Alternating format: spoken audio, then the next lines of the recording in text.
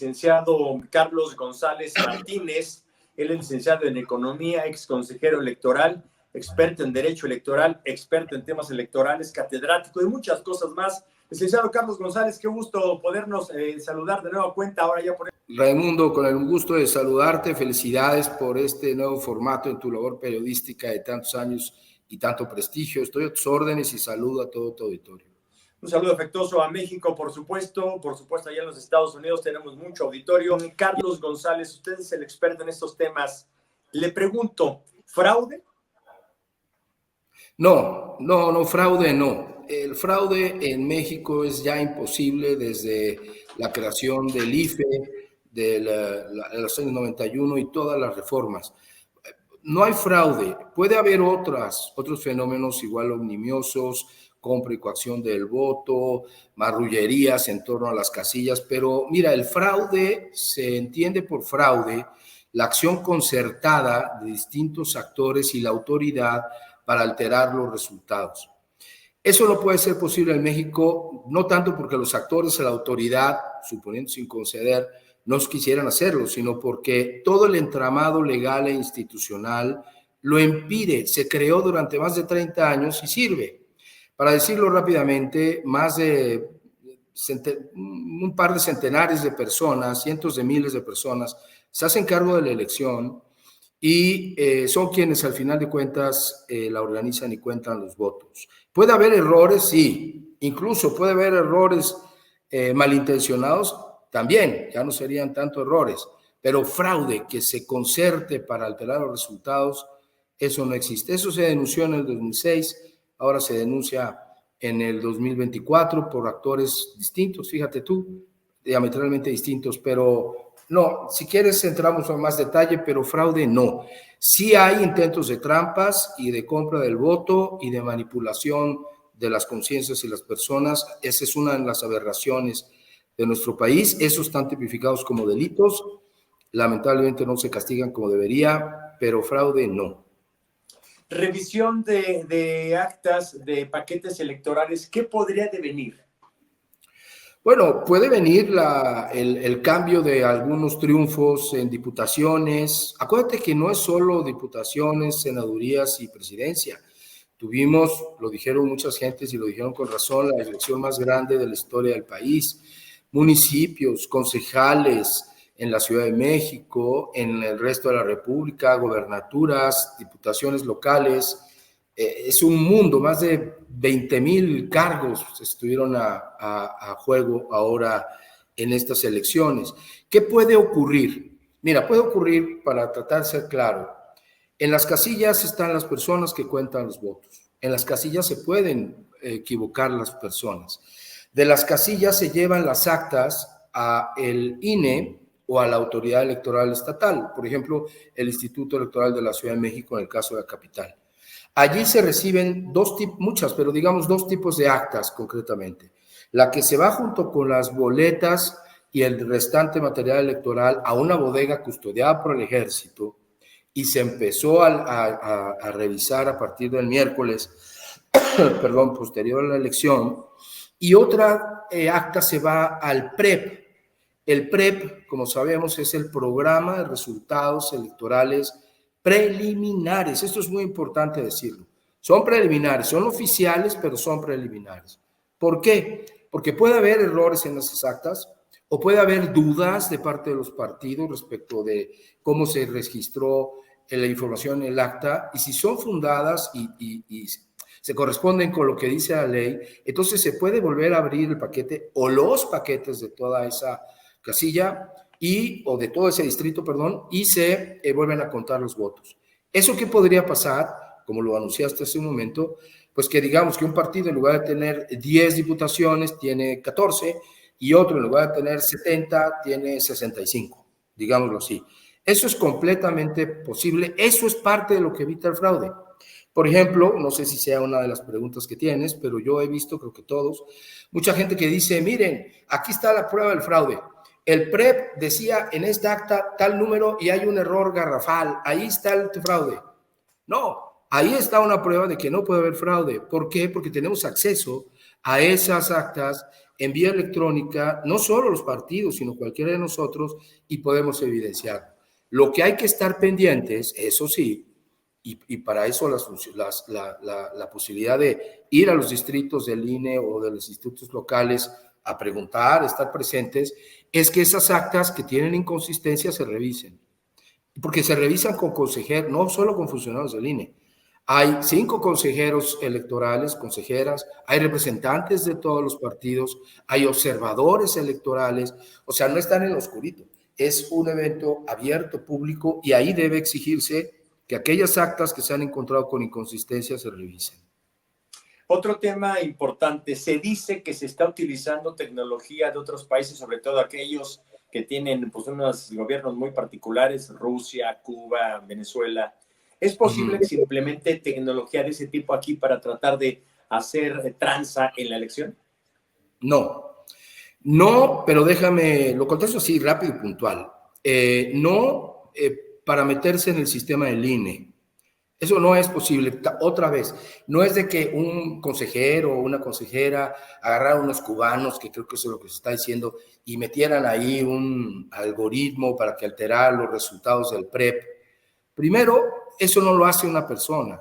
Eso es todo un equipo técnico con observadores internacionales, nacionales, con representantes de partido, que ven que es que la protección, que además se somete a auditorías de empresas, auditorías de universidades, que la protección del sistema de transmisión del PREP sea, mira, iba a decir impenetrable, pero si hasta el Pentágono es penetrable, no hay un sistema 100% seguro, eso estemos claros de ello, pero eso no. Ahora, esa es una cosa, querer meterse dentro del sistema, y otra cosa es querer atacar el sistema. Yo ahora trabajo para un organismo internacional que difunde la democracia, IDEA Internacional, en la ciudad de Panamá. Y acabamos de terminar el proceso electoral panameño el 5 de mayo. Una de las asistencias técnicas que dimos junto con otros organismos internacionales fue en temas de ciberseguridad. ¿Por qué? En la antepasada elección, no está, 3 elecciones atrás, hubo 9 millones de ataques al sistema informático del Tribunal Electoral de Panamá. Te doy los datos de Panamá porque no tengo los de México, pero para poner una ilustración. Claro. En el próximo anterior, hace 5 años, de 8 y tantos 9, pasó a 90 millones de ataques. O sea, y vemos en el mundo, ciertamente desde los gobiernos o desde entidades de China, de Rusia, sobre todo, no había escuchado de Cuba, la verdad, se intentan hacer estos ataques con el ánimo de generar desconfianza y crear caos en los países. No sé cuántos ataques hubo ahora para el Tribunal Electoral, todavía ese dato no se revela, pero te digo que son millones, decenas de millones. Yo no dudo que en el caso del PREP los haya habido. Ahora, pon tú, dicen los abogados, suponiendo sin conceder que hubiera venido un cubano y ahí hubiera metido un coso al sistema del PREP, perdóname, pues que es una fantasía sensacional. Bueno, y que el PREP hubiera resultado que daba... Un mojito electoral. Un mojito electoral, sí, un daiquiri, ¿no? También. Un daiquiri, es correcto. Bueno, un cóctel, para decirlo. O una Cuba cubana, una Cuba, por supuesto. Una Cuba libre, sí, Así sí. Que pon tú que se hubiera metido y que el PREP hubiera sacado unos números de locura, que los números que dio el PREP de que la candidata presidencial de Morena prácticamente dobló los votos de la candidata de la coalición, y que eso hubiera producido horror, que espanto, fraude, ahí sí hubiera habido fraude. Pero todo eso se desinfla cuando se empiezan a contar los votos en los cómputos. El PREP, insistí en eso, son los resultados preliminares, que se vuelven oficiales, no definitivos, sino oficiales, hasta que se hacen los cómputos en los distritos, cosa que está pasando mientras tú y yo conversamos. Están trabajando millones de personas alrededor de este proceso. Ahora, ¿por qué digo que Adelante. ¿Por qué digo que son oficiales pero no definitivos? Se debe dar las actas de validez de la elección usualmente el domingo, pero cuando termine el cómputo, y las constancias de mayoría a quienes ganaron. Después de revisar, si el PREP preliminar tuviera datos fuera del lugar, entonces el cómputo los amaina. Si eso fue así, no se preocupen, los cómputos voto por voto, casilla por casilla, ahí se van a resolver esas discrepancias. El PREP, históricamente, querido Raimundo, tiene una discrepancia con los resultados de los cómputos de los que estoy hablando de 2%. No diría que insignificante, pero muy pequeña, ¿no? Y ahora la diferencia entre una y otra es bastante superior al 2%. Pero no importa, aunque fuera solamente 1%. Hay que esperar los resultados de los cómputos oficiales. Se entregan las constancias y en ese momento inicia un proceso de tercera o cuarta revisión, que son las impugnaciones. Recordamos el voto por casilla de entonces Andrés Manuel López Obrador, que ahora le están haciendo la misma bandera. Sí. ¿No?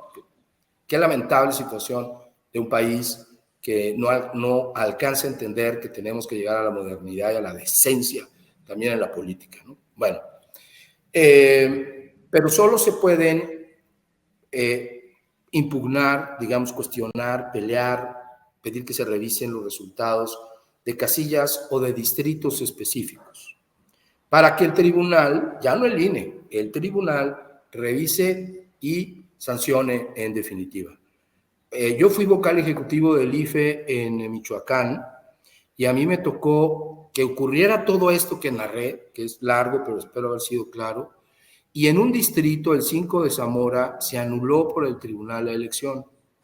En otros distritos se cambiaron y eventualmente en el distrito 11 de Tacámbaro, me acuerdo muy bien, porque el presidente del PRI era candidato a diputado ahí y el cómputo le había dado la victoria y el tribunal se la quitó. Entonces fue un escándalo. Pero no que el tribunal se la quitara, sino que a partir de las impugnaciones se abrieron las urnas, se abrieron los paquetes y se vio que había estado mal el cómputo y se corrige. Por eso el fraude es imposible, no solamente por lo que ocurra en las casillas en el PREP, sino porque es todo un sistema institucional que va por lo menos en 4 vueltas revisando cada vez los números. Estamos entrevistando al licenciado Carlos González Martínez, él es licenciado en Economía, es exconsejero electoral, es un especialista en Derecho Electoral, es un especialista en temas electorales, además es catedrático. Y ya lo escuchó usted, está en una organización internacional en este momento haciendo también sobre temas electorales allá en Panamá. Por eso lo teníamos, digo, por eso buscamos a un verdadero especialista para que les pueda hablar a usted que tiene muchas dudas sobre el proceso electoral. Licenciado Carlos González, ¿cuándo se anula una elección? ¿Qué tendría que suceder para que se anulara una elección? Bueno, hay varias razones. Algunas de ellas ya no se pueden, digamos, realizar. Por ejemplo, que no se hubieran integrado el 20% de las casillas de un ya distrito. Ahorita, como está la situación, ¿cuáles serían las causales? Bueno, las causales están desde luego en la ley, pero que hubiera errores aritméticos con o sin dolo. Si hay dolo, se tiene que dar vista a la fiscalía, porque estamos hablando de delito. En México el famoso fraude es un delito electoral, pero podría haber ¿cómo se llama? Esa modificación.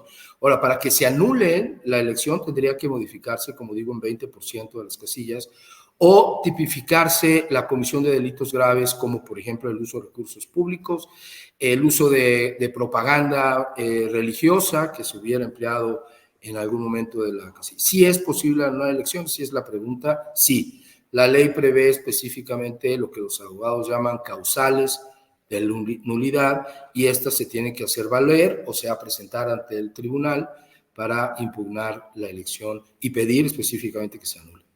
Estamos pasando también las redes sociales del licenciado Carlos González Martínez, ya usted lo está conociendo, para que se comunique con él, sepa quién es, sepa qué hace, a qué se dedica. Le digo, lo voy a decir coloquial, es una chucha cuerera en este tema, porque así hablamos los mexicanos, y hay más allá, los saludo a los paisanos y a los no paisanos que nos están viendo en Estados Unidos. El último punto, y creo que puede ser muy importante, sabemos que no van a cambiar el resultado, los ganadores creo que van a seguir siendo los mismos, se está hablando de la presidencia, la Ciudad de México, las gubernaturas, hay diferencias muy grandes, a menos que haya una situación gravísima, ya lo explicó con todo detenimiento. Lo que sí podría cambiar en esta revisión, en este voto por voto, casilla por casilla, podría ser en las cámaras, diputados y senadores, la mayoría absoluta que ya está hablando Morena y sus aliados. Sí, por supuesto. Si se modifican los resultados, primero en el cómputo y luego en las impugnaciones, puede modificarse tanto el número de mayoría relativa de los distritos como la representación proporcional, que no hay que olvidar que afortunadamente todavía la tenemos. Digo afortunadamente porque es una forma de garantizar que las minorías también estén representadas en un régimen democrático, pluralista. Pero Gobernación, el licenciado, pero Gobernación ya dijo que les toca muchísimos a los que van con Morena, tanto Morena y sus aliados, muchísimos diputados de representación. Con todo respeto, y al frente de Gobernación está la hija de una amiga mía muy querida, Gobernación no tiene por qué opinar en esto. Eso es algo que tiene que aprender este gobierno y todos. En México, en todo el mundo, pero en México la autoridad electoral, o casi todo el mundo, es independiente. Aquí la autoridad es el INE y el tribunal, no Gobernación, ni el presidente de la República, lo digo con el mayor respeto. Entonces, sí creo que tenemos que estar muy pendientes de estas cosas que parecen menores, pero no lo son, porque finalmente acaban lastimando la legitimidad de nuestras elecciones, que se basa, entre otros aspectos, en la independencia y el respeto que nos debe la autoridad. Y no es un respeto ni una independencia crítica, ¿no? De, vamos a apoyar al INE, haga lo que haga. No, vamos a vigilar al INE como al presidente, a las diputaciones, a las senadurías, a todas las autoridades, si me permites, hasta los medios de comunicación, para que todo el mundo se comporte conforme a derecho y a las reglas, pues, de nuestra democracia que queremos defender. Este punto me parece muy importante, Raimundo, porque, mira, no es solamente haber votado y haber que los resultados salieran como salieron. Esto tiene implicaciones, tiene consecuencias. Nosotros, en México, las y los ciudadanos debemos hacernos cargo de que nuestro voto decide, no es una broma, está decidiendo ahora lo que tú dices. En principio pareciera que decidió que una fuerza, un grupo de partidos, ¿no? Una coalición, pueda incluso cambiar nuestra constitución casi sin preguntarle a nadie. ¿Queremos ese país? Ese país lo teníamos hasta antes de 1997, querido Raimundo, ¿recuerdas? Sí, sí, claro. Un partido que controlaba las cámaras de la Unión y podía cambiar la Constitución, hombre, es una exageración, pero casi como le diera la gana. Un poquito antes gobernaba todas las gobernaturas, todos los municipios. ¿El Poder Judicial? ¿El Poder Judicial? El Poder Judicial, o sea, no era una democracia como ahora la conocemos. Nos costó muchos años, 30, cambiar toda esa situación para tener una situación mejor, donde la pluralidad, el diálogo, el control sobre los poderosos empieza a tomar forma. Darle hoy más control a una sola fuerza, aunque sean con aliados, para hacer lo que quiera con nuestra Constitución, a mí no me parece una buena idea, a mí, pero la gente tendría que pensarlo y tendría, sobre todo la sociedad mexicana, generar una conciencia para vigilar. Necesitamos un gran observatorio ciudadano de vigilancia del poder legislativo en particular, que pueda preguntarles, cuestionarles, pedirles cuentas. No es votar y ya vámonos a la casa a ver cómo Uruguay golea a México y la sandiza que nos pone Brasil. O Brasil el próximo sábado. No, decía mi abuelita, Dios nos agarre confesados. Así es. Claro, Brasil va a mandar a su selección 4B, seguramente. Sí, claro. ¿no? Pero aún así México tiene la 5B todavía. Licenciado, la última pregunta más bien antes de que se despida, lo quiero comprometer. Tenemos los números y las cifras de cómo podría quedar la Cámara de Senadores y Diputados, pero con la revisión me da la impresión que va a cambiar. Nos podemos volver a comunicar con usted para que cuando ya tengamos definida ahora sí cómo quedó el Congreso, platiquemos las modificaciones que se hizo. Inicialmente se tienen unos números en este momento. La Cámara de Diputados la tiene mayoría Morena y sus aliados, y la Cámara de Senadores le faltan algunos legisladores, pero aparentemente está muy cerquita. Pero eso es una falacia, porque creo que no va a quedar así. Ya que tengamos los números reales, podemos volver a comunicarnos con usted para que le explique al auditorio ahora sí qué es lo que viene. Raimundo, querido, para mí es un honor y un privilegio comentar contigo. Si nos ponemos de acuerdo, quizá a través de Alelet, creo que sí, así es, nuestra productora, así es, sí. Muy gentil, muy eficiente, o a través tuyo tienes mi celular. Encantado en el momento que tú gustes, un par de días antes nada más. Claro, claro, por supuesto. Ya que esté todo definido, ¿con qué se quiere despedir, licenciado Carlos González, Martínez, licenciado en Economía, ex consejero electoral, especialista en Derecho Electoral y además catedrático. ¿Con qué se quiere despedir? Bueno, agradeciendo de nuevo esta oportunidad y insistiendo en lo último que dije. Dos cosas diría. Lo primero, en las democracias contemporáneas se resuelven por lo menos tres cosas respecto al poder. Cómo se accede al poder, cómo se ejerce el poder y cómo se controla el poder. Ya sabemos que en México, afortunadamente, al poder se accede, por las urnas, por las elecciones, y lo hemos hecho cada 3 años, y esta no fue la excepción a nivel federal y a nivel local también. Así se elige. Muy bien. ¿Cómo se ejerce el poder? Es ahora lo que tenemos que discutir. Hay maneras democráticas de ejercer el poder democrático y hay maneras no democráticas de ejercer el poder democrático. ¿A qué me refiero con esto segundo? Hay países donde gobernantes electos violan los derechos humanos o pretenden desmantelar los derechos que las mujeres han conseguido con sus luchas, sus movilizaciones. Esa es una manera de ejercer no democráticamente el poder democrático. Y tercera referencia es el control del poder.